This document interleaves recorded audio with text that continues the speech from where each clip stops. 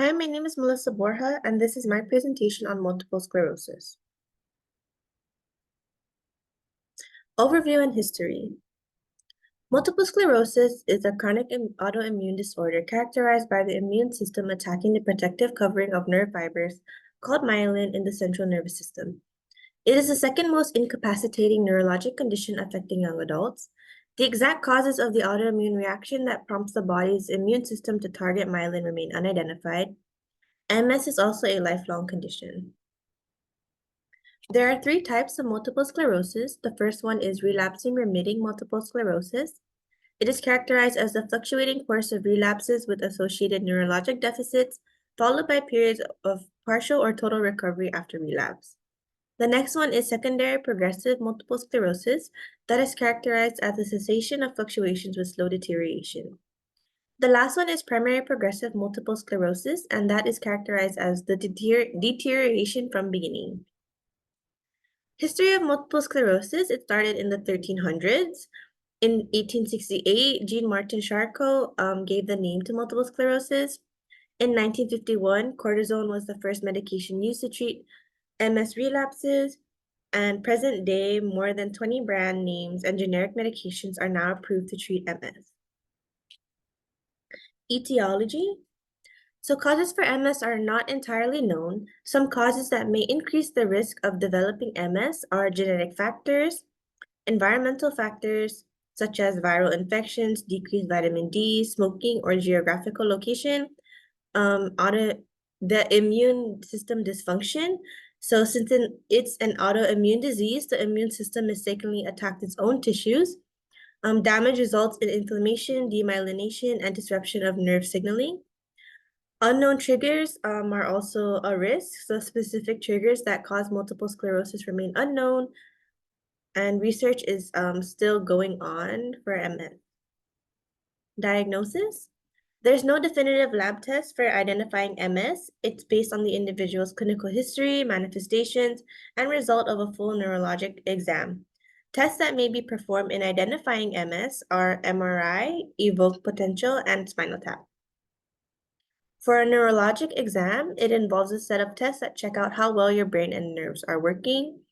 The neurologist will check the cranial nerves, sensory nerves, motor function, coordination and balance, strength and muscle tone and reflexes, and mental and emotional status. For an MRI, it is to reveal areas of MS on the brain, cervical, and thoracic spinal cord. IV injection of contrast may be administered to highlight lesions. So in this photo on the bottom right, the white dots that are present are lesions of MS, like signs of MS. Evoke potential is it records your electrical signals produced by the nervous system in response to stimuli. It uses visual stimuli or electrical stimuli. Moving visual pattern is observed as short electrical impulses are applied to nerves in the arms or legs. Electrodes measure how quickly the information travels down your nerve pathways. For a spinal tap, it's also called a lumbar puncture. It looks for specific abnormalities that are indicated within the CNS and a characteristic of MS. And there are also an increase of certain proteins that are going to be present. Manifestations. Common symptoms of MS are fatigue, impaired vision, numbness and tingling, muscle spasms, stiffness and weakness, impaired mobility, pain, problems with thinking, learning and planning, depression and anxiety, sexual problems, bladder problems, bowel problems, and speech and swallowing difficulties. Initial manifestations of MS, so it is diverse and unpredictable. It varies dramatically from individual to individual. Initial manifestations are subtle symptoms that resolve eventually, so people don't go get themselves checked to see if anything's wrong with them because the symptoms go away. So individuals may ignore initial symptoms and not seek healthcare immediately. As manifestations progress, symptoms last longer in different areas, and these effects are irreversible. Potential manifestations, so for systemic changes, they'll feel fatigue and sensitivity to heat. Sensory manifestations, decreased sensation to pain, numbness or tingling, sensations such as insects crawling on the skin, burning, or electrical. They'll also experience brief and paroxysmal pain or chronic pain. For vision, any portion of the visual system, intermittent episodes of optic neuritis, dimness or blurring of vision and pain over the eye, visual disturbances due to weakness of ocular muscles, partial vision loss, which is acute or chronic, and eye movement manifestations. For speech and swallowing, it's damage to the nerves that control the movement in the mouth or throat, which which result in difficulty swallowing and with speech. So for speech, the individual may experience slurred speech, unclear articulation of words, or changes in voice quality. For swallowing, this may cause the individual to choke while eating, aspiration of food or liquid into the lungs, and it can contribute to malnutrition. For motor manifestations, somebody with MS may experience muscle weakness, partial or complete paralysis, difficulty with coordination and balance or dizziness, tremor of the head or tremor of the hand, and muscle spasm. Cognitive changes that may occur, it is common with any type of MS. They may have difficulty with attention, conceptualization, abstract reasoning and problem solving, tasks that require rapid or precise motor responses. Individuals may be seen by neuropsychologists to determine extent and type of cognitive function lost. Individuals may use compensatory techniques, such as making lists, keeping a calendar, or minimizing distractions. For depression, more than half of the people diagnosed with multiple sclerosis suffer from depression. Feelings of euphoria might hinder an individual's capacity to adjust to the symptoms of multiple sclerosis and could impact their judgment and decision-making abilities. For bowel or bladder control, this interrupts social and occupational activity. The individual may experience neurogenic bladder, which is a sensation of urgency and frequency of urination, the sensation of incomplete bladder emptying, urinary retention, and incontinence.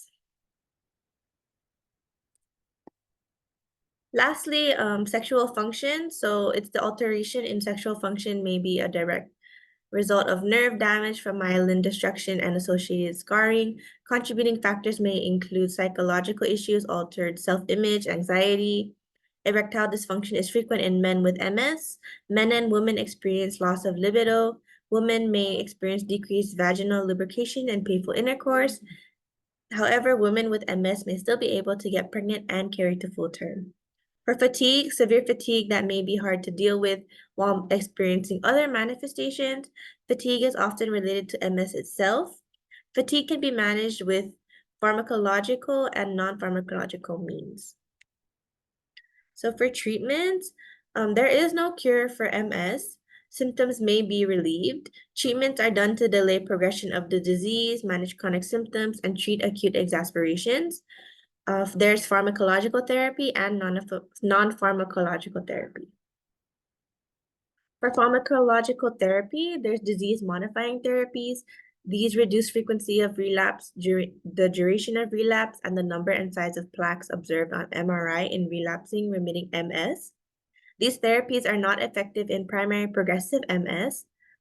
So you can take interferon beta 1A and interferon beta 1B. Glatiramer acetate reduces the rate of relapse in RRMS. There's oral disease-modifying therapies. IV methylprednisone is used to treat exacerbations. Mitoxantrone is used to reduce the frequency of clinical relapses in patients with secondary progressive multiple sclerosis or worsening RRMS. For symptom management, it is medications that are prescribed for managing specific symptoms. So there's baclofen for spasticity.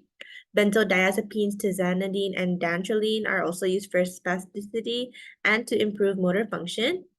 And amantadine, pimoline, and dalfampridine are used to treat fatigue. For non-pharmacological therapy, there's physical therapy, occupational therapy, speech therapy, cognitive rehabilitation, psychotherapy and counseling, exercise programs, and mind and body techniques. For our prognosis, it depends on the various factors such as the types of MS the individual is diagnosed with, so whether it's the relapse remitting, secondary progressive, or primary progressive, severity of symptoms, age of onset, the gender, so it's more common in women than men, and men and women respond differently to the treatments, and also their response to the treatment. Contraindications. So contraindications, there's specific medications. Some medications may be contraindicated in individuals with MS due to potential interaction with disease-modifying therapies or exacerbation of MS symptoms. Certain vaccinations, so live attenuated vaccinations are generally contraindicated in individuals with MS who are receiving certain immunosuppressive treatments or have a compromised immune system. So an example of live attenuated vaccine are the MMR or polio. Some diagnosed procedures, such as the lumbar puncture or contrast-enhanced MRIs, can be contraindicated. Heat exposure, physical strain, intense physical exertion, or activities that place excessive strain on the body may exacerbate MS symptoms and fatigue. Stress is also a contraindication. Smoking and excessive alcohol consumption have been associated with worse outcomes in individuals with MS. And pregnancy. Certain medications used to manage MS symptoms or disease activity may need to be adjusted or discontinued during pregnancy due to the potential risk to the developing fetus. Management plans. So for the functional management plan, it is for individuals with MS who are aimed at managing symptoms, maximizing independence, promoting overall health, and addressing psychosocial needs. Some components of a functional management plan that may be included are to establish a treatment plan tailored to the individual's specific symptoms and disease progression, engage in physical therapy sessions to improve strength, balance, mobility, and coordination, incorporate regular exercise into the daily routine, including low-impact activities to improve overall fitness and manage fatigue, such as swimming, yoga, or walking. Keep a symptom diary to track changes in symptoms, triggers, and response to treatment. For vocational management plan, it is for individuals with MS to aim to pursue meaningful and sustainable employment opportunities, overcome vocational challenges, and achieve greater independence and fulfillment in their careers. Some components of a functional management plan that may be included are evaluate the impact of MS symptoms on the individual's ability to perform job tasks, including physical, cognitive, and emotional factors. Identify job tasks and environmental factors that may present challenges or barriers due to MS symptoms, such as mobility limitations, fatigue, cognitive impairment, or sensory deficits. Collaborate with the individual's employer to identify and implement reasonable accommodations or assistive technologies that support job performance and accessibility. An example of this is flexible scheduling, telecommunicating options, assistive devices for mobility, communication, or computer access. Psychosocial management plans emphasizes collaboration, empowerment, and practical support to enhance coping skills, resilience, and psychosocial adjustment to living with MS. Some components of a functional management plan that may be included are offer emotional support and reassurance, acknowledging the individual's feelings and concerns about living with a chronic condition. Offer individual counseling or therapy sessions with a psychologist or counselor experienced in working with individuals with chronic illnesses. Address psychological issues such as anxiety, depression, grief, or adjustment, difficulties related to the diagnosis and management of MS, and provide education about multiple sclerosis to family members and encourage open communication about the individual's needs, challenges, and preferences. For my conclusion, so multiple sclerosis is a chronic autoimmune disorder characterized by the immune system attacking the protective covering of nerve fibers in the central nervous system. There are 3 types: the relapsing remitting, secondary progressive, and primary progressive. Symptoms vary from person to person, but the most common symptoms are fatigue, slight muscle weakness, and difficulty with vision. Multiple sclerosis is a lifelong condition, and there is no cure for it, only treatments that delay progression of it. And this is my reference page. Thank you so much. I hope you enjoyed the presentation.